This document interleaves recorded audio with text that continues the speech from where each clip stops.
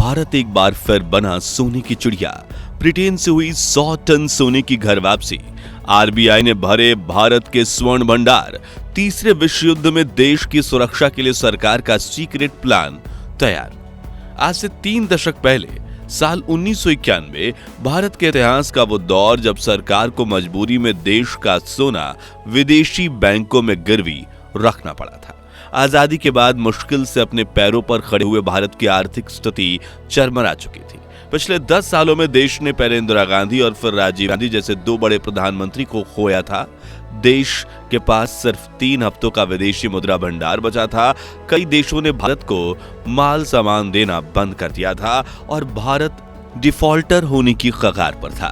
देश में कंगाली थी, बदहाली थी और सरकार ने रहस्यमयी रूप से एक प्लेन में 47 टन सोना भरकर ब्रिटेन भेजा था ताकि उसके बदले देश चलाने के लिए कुछ पैसे मिल सके। लेकिन आज हमारा देश आर्थिक रूप से इतना समृद्ध हो चुका है कि विदेश से सोना वापस लाया जा रहा है। जी हाँ, भारत विदेश में बने अपने स्वर्ण भंडारों को खाली करके देश के स्वर्ण भंडार भर रहा है, जिसके लिए ब्रिटेन की बैंक ऑफ इंग्लैंड से 100 टन यानी कि 1 लाख किलो सोना भारत लाया गया है और अगले महीने और 100 टन सोना देश में वापस लाया जाएगा। तो इस वक्त भारत सरकार के पास आखिर कितना सोना है? रिजर्व बैंक ऑफ इंडिया में कितना सोना विदेशी लॉकर्स में रखा हुआ है और आखिर क्यों अचानक से सोने को वापस भारत लाया जा रहा है, जानेंगे इस वीडियो में। लेकिन अगर आप एक सच्चे भारतीय हैं तो जल्दी से वीडियो को लाइक करके कमेंट बॉक्स में जय भारत जरूर लिखिए। कहानी साल 1991 की है। पिछले 2 दशकों में देश में कई सरकारें बदली थी, जिसका सीधा असर भारत की आर्थिक स्थिति पर पड़ा था। अंतर्राष्ट्रीय एजेंसियों ने भारत की रेटिंग नीचे कर दी थी और देश किसी भी वक्त डिफॉल्टर होने की कगार पर था। इन मुश्किल हालातों में वित्त मंत्रालय में ज्वाइंट सेक्रेटरी वीईवी रेड्डी ने मौजूदा भारत सरकार को सोने की गिरवी रखने की सलाह दी। कुल मिलाकर 20,000 किलो सोने को गिरवी रखने पर सहमति बनी। इलेक्शन के माहौल के बीच ही फाइनेंस मिनिस्टर यशवंत सिन्हा ने सोने को गिरवी रखने के कागजात पर दस्तखत किए और 20 टन यानी 20,000 किलो सोना एयरप्लेन में चढ़ाकर स्विट्जरलैंड पहुंचाया गया, जहां यूबीएस बैंक ने इस सोने को गिरवी रखते हुए भारत को $200 मिलियन का कर्जा दिया। लेकिन इतने कम पैसों से भारत की आर्थिक स्थिति में कुछ सुधार नहीं आ पाया और कुछ महीने बाद सरकार का विदेशी मुद्रा भंडार एक बार फिर खाली होने लगा था। इस बीच जून 1991 में भारत के प्रधानमंत्री बने पीवी नरसिम्हा राव और उनके वित्त मंत्री यानी फाइनेंस मिनिस्टर थे डॉक्टर मनमोहन सिंह। नई सरकार के पास दिवालिया हो रहे देश को बचाने की चुनौती थी। ऐसे में एक बार फिर सोना गिरवी रखने की नौबत आई और इस बार ब्रिटेन की बैंक ऑफ इंग्लैंड के पास 47 टन सोना गिरवी रखा गया, जिसके बदले $400 मिलियन का कर्जा लिया गया। हालांकि सरकार ने साल भर में ही कर्जा चुकाकर अपना गिरवी रखा सोना वापस ले लिया था। हालांकि उस वक्त भारत को मजबूरी में ब्रिटेन के पास सोना गिरवी रखना पड़ा था, लेकिन अब हमारे देश पूरे गर्व से अपना सोना देश में वापस लेकर आ रहा है। दरअसल ब्रिटेन की बैंक ऑफ इंग्लैंड के पास दुनिया का दूसरा सबसे बड़ा और सुरक्षित गोल्ड वॉल्ट है, जहां भारत आजादी से लेकर आज तक अपना सोना स्टोर करता रखता है, जिसके बदले में रखरखाव की लागत और लॉकर चार्जेस देता है। लेकिन इस वक्त पूरी दुनिया में जंग के हालात बने हुए हैं। रूस ने नाटो के मुख्य देशों पर कभी भी हमला करने की धमकी दे दी है।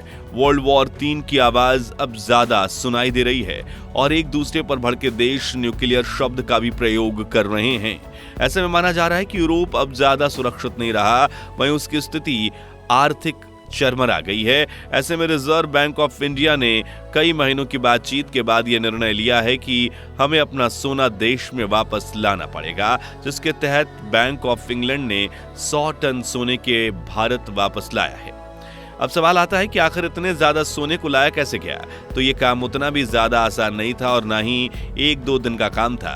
इस काम को पूरा करने में महीनों लग गए। साथ ही दोनों देशों के विभिन्न एजेंसियों की सहमति और क्लियरेंस की भी इसमें जरूरत पड़ी। तब कहीं जाकर ब्रिटेन से सोना रिजर्व बैंक की तिजोरी में पहुंच पाया। बता दें कि 100 टन सोने को भारत लाने के लिए महीनों की प्लानिंग की गई और फिर पूरे प्लान को एग्जीक्यूट किया गया। प्लानिंग में एग्जीक्यूशन में finance ministry, reserve bank of India और सरकार के अन्य विंग्स के साथ लोकल अथॉरिटीज भी शामिल रहीं। और बिना किसी को भनक लगे अथॉरिटीज ने सोने को एक स्पेशल एयरक्राफ्ट के जरिए मुंबई एयरपोर्ट पर पहुंचाया, जहां से सोने को मुंबई के मिंट रोड और नागपुर में आरबीआई के पुराने दफ्तर में पहुंचाया गया। इन इमारतों में सरकार ने काफी मजबूत गोल्ड वॉल्ट बना रखा है जिसमें सोना रखा गया है।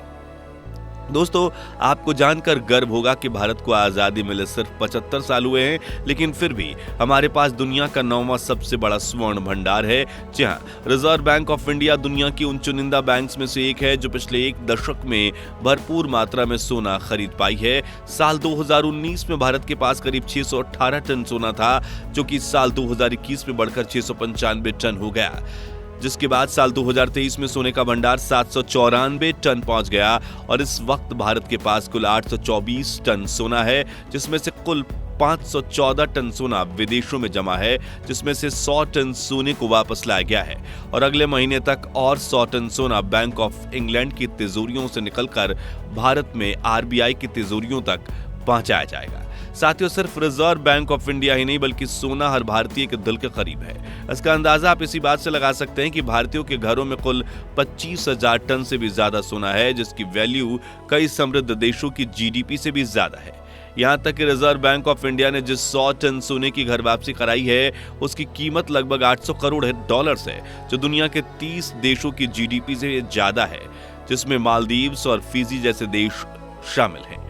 और इतनी भारी मात्रा में सोने को वापस लाना देश की अर्थव्यवस्था की मजबूती की और आत्मविश्वास को दर्शाता है। आपको बता दें कि सोने को भारत लाना 2024 में रिजर्व बैंक ऑफ इंडिया का दूसरा बड़ा कारनामा है, क्योंकि करीब एक हफ्ते पहले ही सिर्फ एक साल में 2.11 लाख करोड़ का डिविडेंड देकर रिजर्व बैंक ने भारत सरकार की जेब भर दी थी और इतिहास रच दिया था। ऐसे में भारतीयों की पहली पसंद यानी सोने की घर वापसी की खबर सुनकर चारों तरफ खुशी का माहौल फैल गया है। हर तरफ रिजर्व बैंक ऑफ इंडिया की तारीफ की जा रही है। खैर, अगर हम जियोपॉलिटिक्स के नजरिए से देखें तो भी आरबीआई का यह निर्णय बिल्कुल सही बैठ रहा है, क्योंकि एक तरफ इजराइल और फिलिस्तीन के बीच भी जंग चल रही है, जिसमें ईरान और यमन जैसे खाड़ी देश भी शामिल हो रहे हैं। वहीं दूसरी तरफ पिछले 2 सालों में रशिया और यूक्रेन के बीच महायुद्ध चल रहा है, जिसमें पुतिन की ताकत के सामने नाटो भी कमजोर पड़ता दिख रहा है। इसके अलावा भारत का सोना यूनाइटेड किंगडम के जिस देश इंग्लैंड में पड़ा था, उस देश की भी आर्थिक स्थिति कमजोर हो रही है और रूस ने वहां भी हमला करने की धमकी दे दी है। ऐसे में कई एक्सपर्ट्स का मानना है कि अगर ऐसा ही चलता रहा तो वर्ल्ड वॉर 3 की शुरुआत हो जाएगी और जंग के माहौल में अपनी संपत्ति को वापस देश में लाना भारत के लिए काफी कठिन साबित होता। इसलिए कई वित्तीय विशेषज्ञों की भी राय यही थी कि आरबीआई के इस डिसीजन को जमकर उन्होंने तारीफ की है। साथियों, इस वक्त भारत हर मायनों में दुनिया से आगे निकल रहा है, फिर चाहे वो जीडीपी हो, डिफेंस की ताकत हो या फिर स्वर्ण भंडार।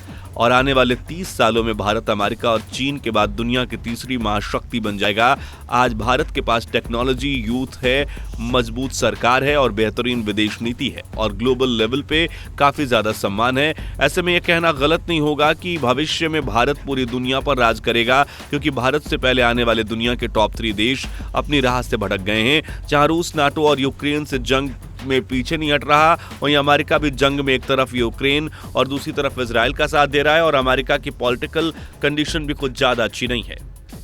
इसके अलावा चीन ने तो अपने इतने दुश्मन बना लिए हैं कि अब कोई देश चीन के साथ व्यापार नहीं करना चाहता, बल्कि उन्हें भारत का साथ चाहिए। ऐसे में भारत के पास एक बार फिर सोने की चिड़िया बनने का स्वर्ण अवसर है। तो दोस्तों, अगर आपको भी आर्थिक मुद्दों में भारत सरकार और रिजर्व बैंक ऑफ इंडिया के काम करने का तरीका पसंद है तो कमेंट बॉक्स में यस के साथ थम्स अप वाला इमोजी जरूर भेज दीजिए।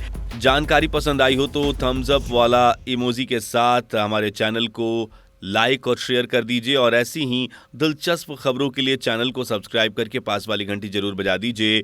जय हिंद, जय भारत।